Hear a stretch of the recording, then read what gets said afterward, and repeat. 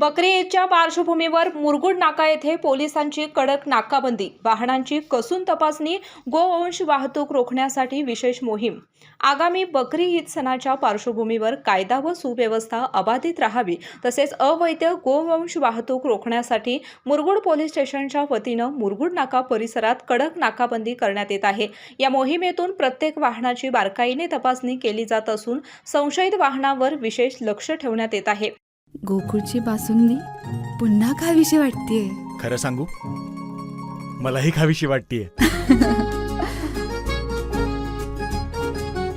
पुन्हा पुन्हा खावीशी वाटणारी गोकुळ बासुंदी। कोल्हापूर जिल्हा पोलीस अधीक्षक नीलोत्पल यांच्या मार्गदर्शनाखाली संपूर्ण जिल्ह्यात अवैध गोवंश वाहतूक रोखण्यासाठी विशेष तपासणी मोहीम राबवण्यात येत आहे।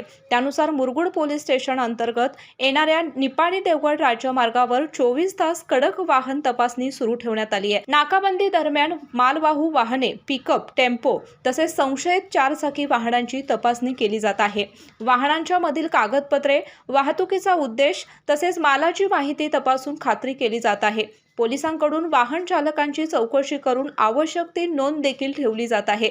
बकरी ईदच्या काळात गोवंश वाहतुकीच्या तक्रारी किंवा अवैध प्रकार घडू नयेत यासाठी पोलीस प्रशासन सतर्क झाले असून जिल्ह्यातील विविध महत्त्वाच्या मार्गावर नाकाबंदी करण्यात आली आहे। मुरगुड नाका येथे देखील पोलीस अधिकारी व कर्मचाऱ्यांच्या पथकाकडून दिवस-रात्र तपासणी सुरू असून संशयास्पद हालचालींवर बारकाईने लक्ष ठेवण्यात येत आहे।